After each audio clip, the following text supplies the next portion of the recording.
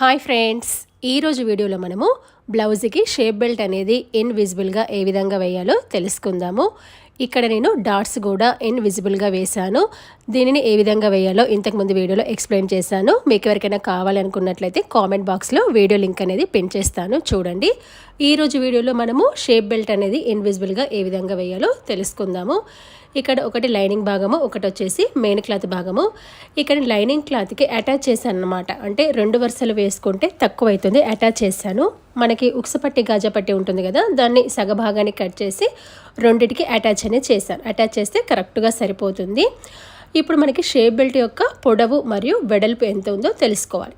దానికోసము first blouse యొక్క back part వేసుకొని దానిపైన ఫ్రంట్ పార్ట్ అనేది వేసుకోవాలి. వేసుకుని సైడ్ భాగానికి పొడవు ఎంతో చూసుకోవాలి.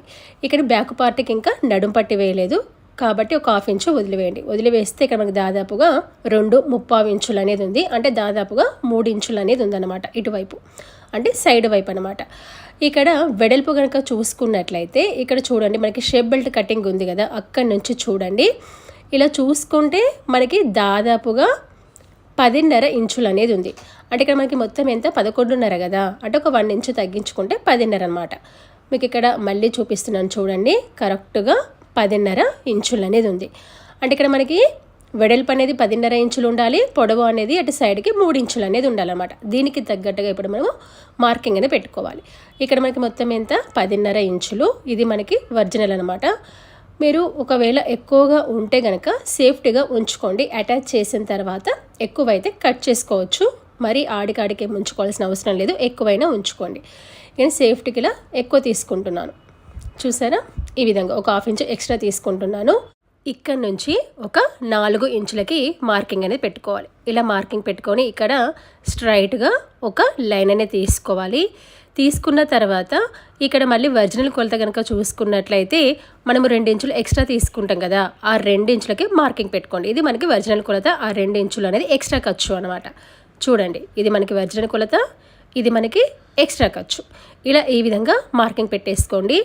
ఇప్పుడు మనకి సైడ్కి 3 ఇంచులు వచ్చింది కదా, ఇక్కడ కూడా నేను 3 ఇంచులు తీసుకుంటున్నాను. ఇక్కడ మీరు 3.5 తీసుకోండి, 3 కంటే తక్కువ తీసుకోవద్దు.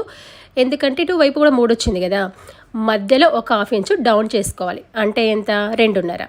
ఈ చివరి భాగానికి వచ్చేసరికి 3 ఇంచులు. అంటే ఇక్కడ ఏంటి, మనకి స్టార్టింగ్ ఎండింగ్ 3 ఇంచులు ఉండి మధ్యలో ఒక 1/2 ఇంచ్ అనేది డౌన్ ఉందన్నమాట. ఇక్కడ మనకి మధ్యలో డౌన్ ఉంది కదా, అక్కడ కరెక్ట్గా బస్ట్ పాయింట్ అనేది ఫిక్స్ అవుతుంది.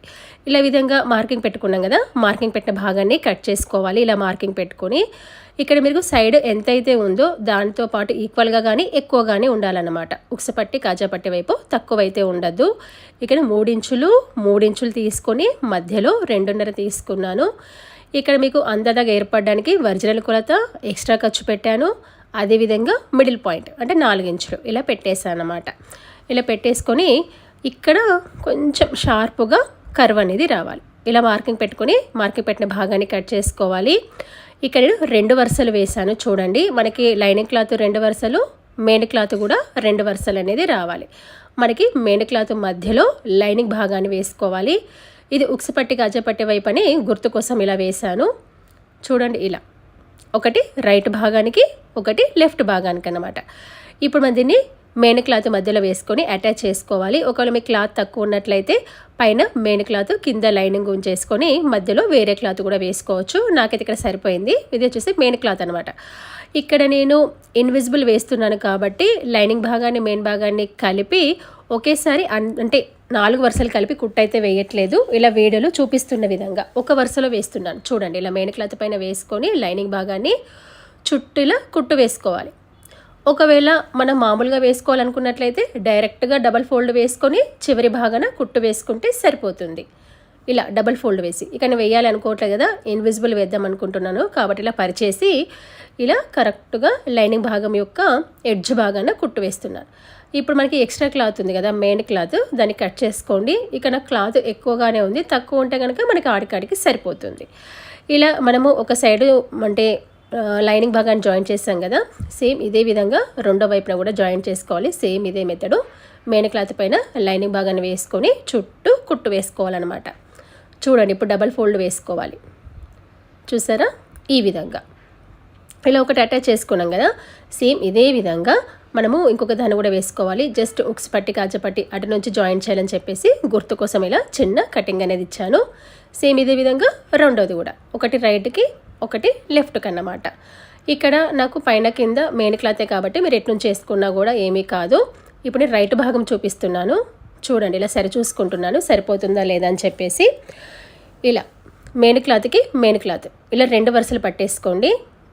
చూసారా ఇలా 2 వరుసలు పట్టేసుకొని సీదా భాగం అంటే మెయిన్ క్లాత్ అనేది కిందికి ఉండాలి, లైనింగ్ అనేది పైకి ఉండాలి.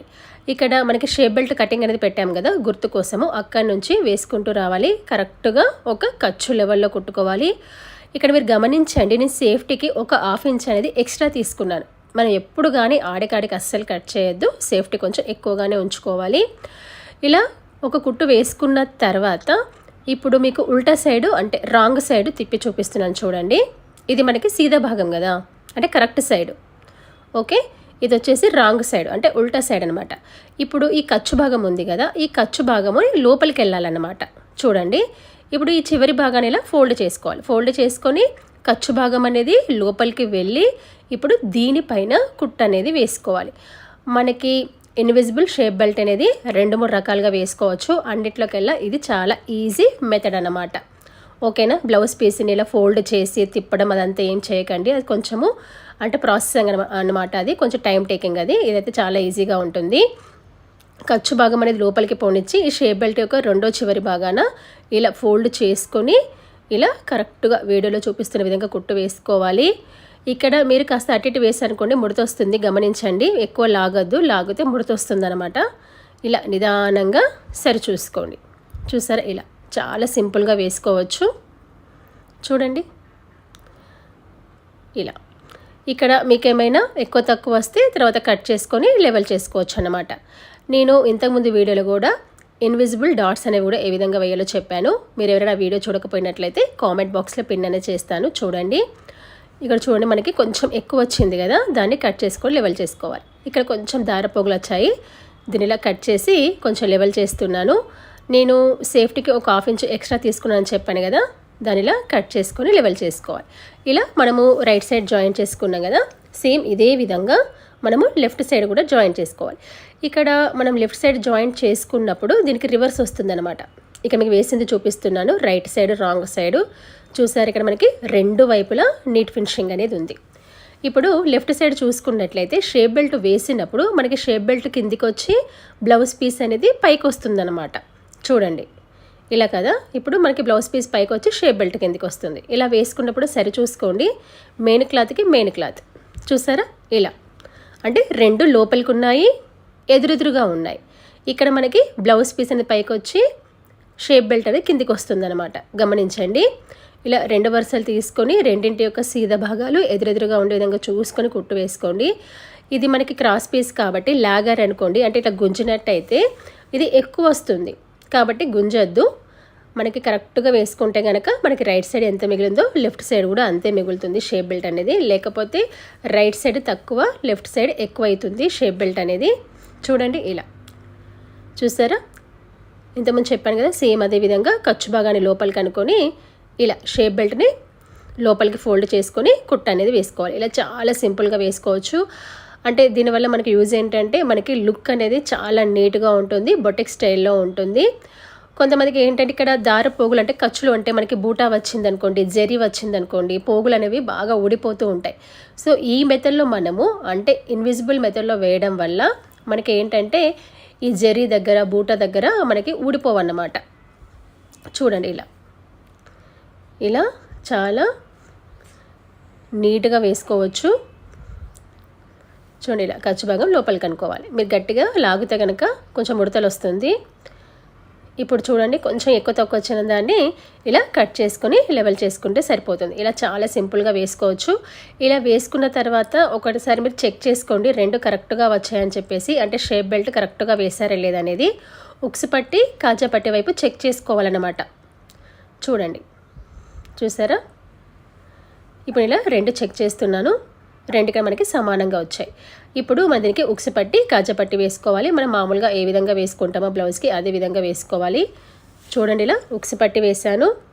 తర్వాత షేప్ బెల్ట్ వచ్చేసి ఇలా 2 వైపులా నీట్ ఫినిషింగ్ ఉంది. డాట్స్ కూడా ఇక్కడ మనకి రెండు వైపులా నీట్ ఫినిషింగ్ అనేది ఉందన్నమాట. సేమ్ ఇదే విధంగా లెఫ్ట్ సైడ్ కూడా వేసుకోవాలి.